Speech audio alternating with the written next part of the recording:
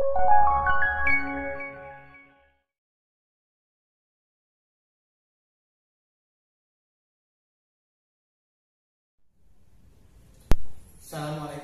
warahmatullahi wabarakatuh. Anak-anak yang Bapak cintai, Bapak mulai lagi dengan pembelajaran berikutnya. Tapi sebelum itu Bapak akan mengulas terlebih dahulu tentang mata pelajaran yang lalu, yaitu tentang IPA, masalah bunyi. Ada yang masih belum disampaikan masalah bunyi, yaitu tentang indera pendengar atau telinga. Anak-anak yang Bapak cintai, sebelum masuk ke bab telinga, terlebih dahulu Bapak akan mengulas masalah bunyi. Anak-anak yang perlu Bapak sampaikan, anak-anak harus ingat apa yang sudah diterangkan yang terdahulu. Satu, tentang bunyi. Bunyi ditimbulkan oleh getaran suatu benda. Benda-benda yang mengeluarkan bunyi disebut sumber bunyi. Sumber bunyi pada gitar, senarnya. Sumber bunyi pada kecapi, dawainya. Sumber bunyi pada kendang, kulitnya. Sumber bunyi pada suling, udaranya. Sumber bunyi pada suara manusia ditimbulkan oleh getaran pita suara. Bunyi merambat berupa gelombang. Bunyi dapat didengar karena merambat di udara. Bunyi tidak dapat merambat di luar angkasa. Ya, misalnya di bulan, itu bunyi tidak dapat merambat karena tidak ada udara. Ya. Kemudian bunyi ya ditimbulkan oleh getaran. Getaran itu apa? Getaran ialah gerak bolak-balik ya dari suatu benda. Getaran ya gerak bolak-balik dari sikap keseimbangan. Ya, ada 3 macam getaran. Getaran infrasonik, yaitu getaran yang frekuensinya atau kekerapannya kurang dari 20 getaran per detik. Getaran audiosonik ialah getaran yang kekerapannya antara 20 sampai 20.000 getaran per detik. Getaran ultrasonik, yaitu getaran yang kekerapannya atau frekuensinya di atas 20.000 getaran per detik. Manusia hanya mampu mendengar getaran yang frekuensinya antara 20 sampai 20.000 yang disebut getaran audiosonik. Ada 2 macam gelombang. Gelombang longitudinal dan gelombang transversal.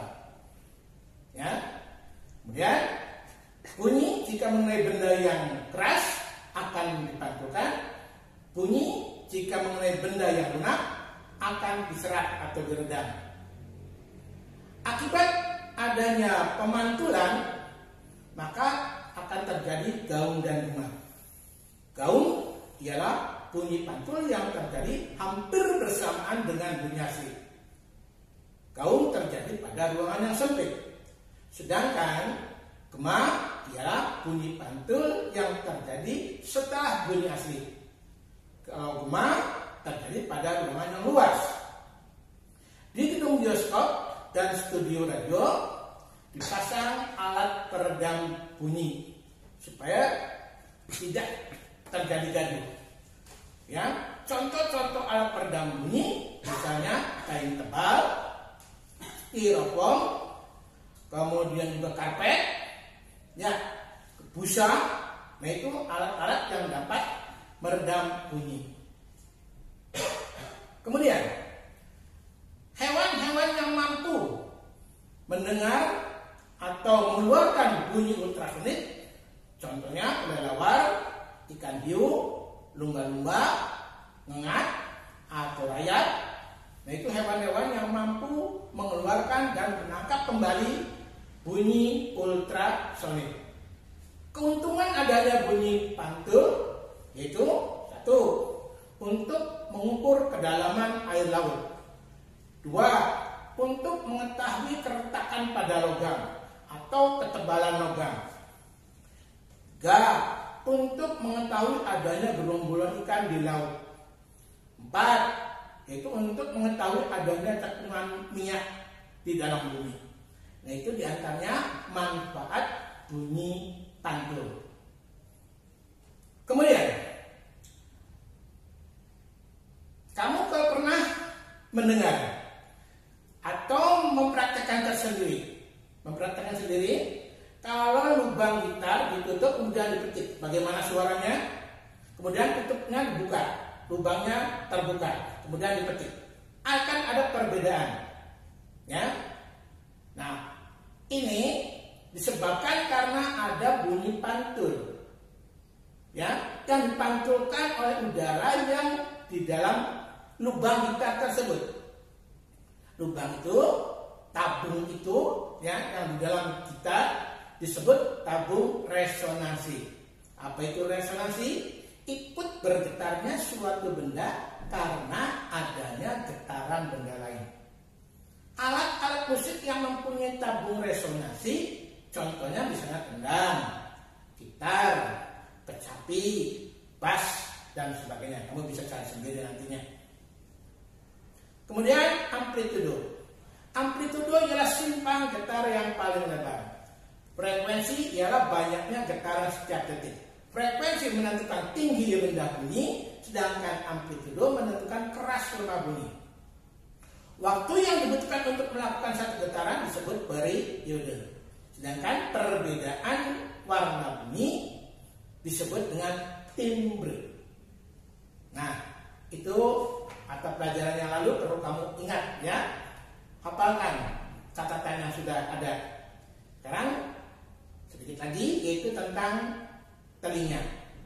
Ya, alhamdulillah anak-anak semua dikaruniai alat pendengaran yang sempurna.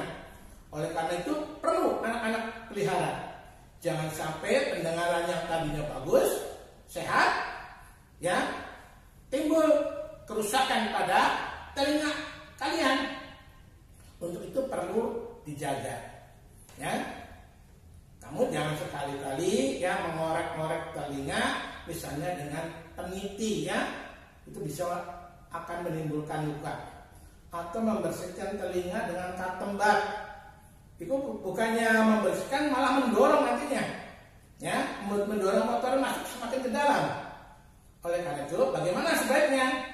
Ya, akan lebih baik kalian periksakan ke dokter THT, telinga, hidung, dan tenggorokan, ya, untuk membersihkan. Atau dengan bantuan orang tua, biar orang tua yang membersihkan.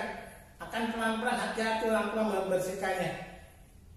Kalau telinga kamu kotor, jangan dilakukan oleh sendiri, ya. Jadi katembat yang ujungnya itu terbuat dari kapas, ya, kalau digunakan untuk membersihkan telinga, khawatir barangkali kotoran itu malah terdorong masuk ke dalam, ya. Jadi sebaiknya kamu minta bantuan ibu atau bapak kamu sendiri. Baik, sekarang ke telinga. Telinga dibagi 3 macam. Telinga bagian luar, telinga bagian tengah, dan telinga bagian dalam. Telinga bagian luar terdiri atas daun telinga dan lubang telinga atau liang telinga. Telinga tengah terdiri atas selaput gendang atau gendang telinga, ya.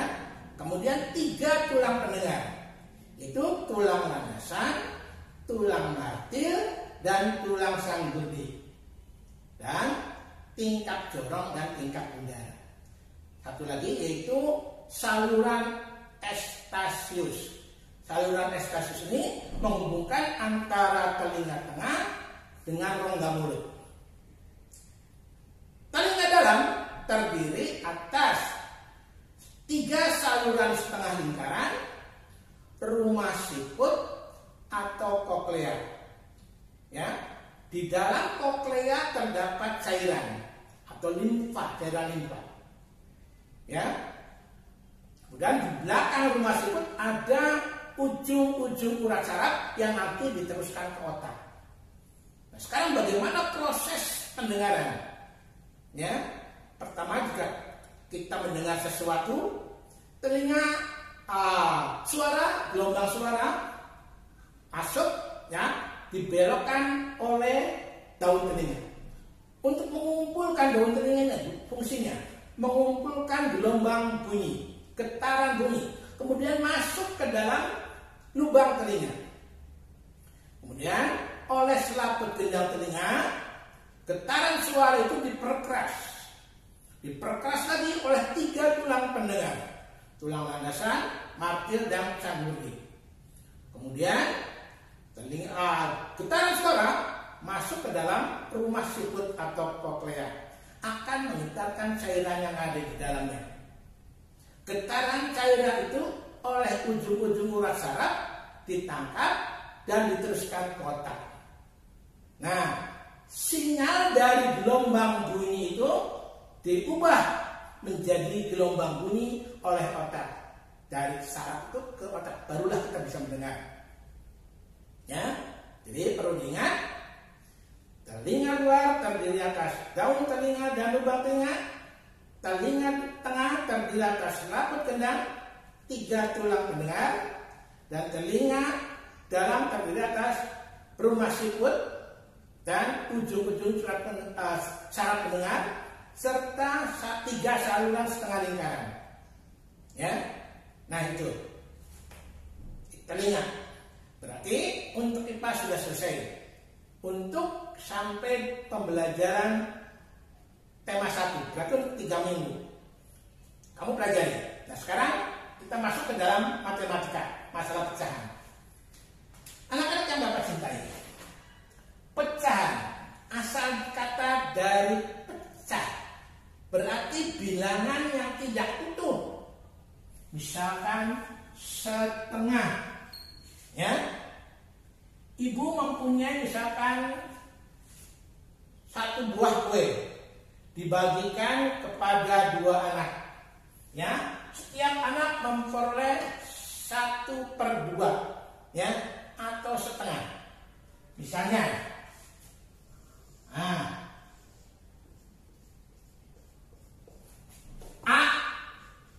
B misalkan, A mendapat 1 dari 2 bagian, B mendapat 1 dari 2 bagian, maka dapat ditulis 1/2. 1 ini adalah disebut sebagai penyebut, pembilang,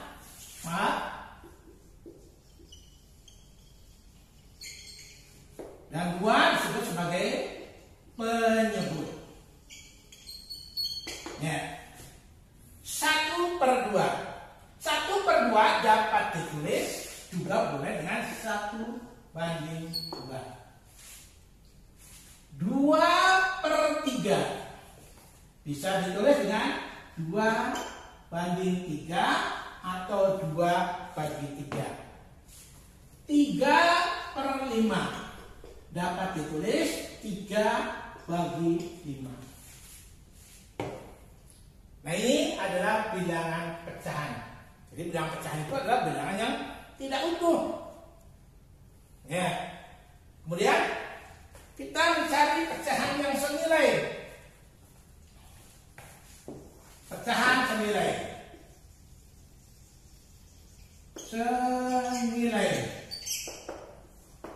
Misalnya 2/3. Tidak 2 kali dengan 2. Dan 3 juga kali dikalikan dengan bilangan yang sama. Ya, 2 kali 2, 3 pun kali 2 menjadi 4/6. 2/3 pembilang dikali 3, maka penyebut pun kalikan dengan 3 menjadi 6/9. 4/5, ya, 4 sekarang pembilangnya 4 kali 5 misalkan 5 kali 5, jadi 4 kali 5 20, 5 kali 5 25. Jadi pembilang dan penyebut masing-masing dikalikan dengan bilangan yang sama. Ini menghasilkan, ya, pecahan yang senilai. Apakah cuma dikalikan 2, 3, 5 saja? Tidak, bebas. Syaratnya yang senilai, yang sama. Kalau pembilang dikalikan 2, penyebut pun kan 2. Kalau pembilang kali 3, maka penyebut pun kali 3. Kalau pembilang kali 5, maka penyebut pun kali 5. Akan mendapatkan pecahan yang senilai. Ya. Sekarang mencari N misalnya. 2/3 kali sama dengan N per 15. 3 menjadi 15 kali berapa? Kali 5. Maka pembilang pun kali 5. Maka N dapatnya berapa kali 5? 2 kali 5 10. Jadi pembilang dan penyebut dikalikan dengan bilangan yang sama. 3/7. Ya, misalkan menjadi 9/N. N-nya berapa? 3 menjadi 9 kali berapa? Kali 3.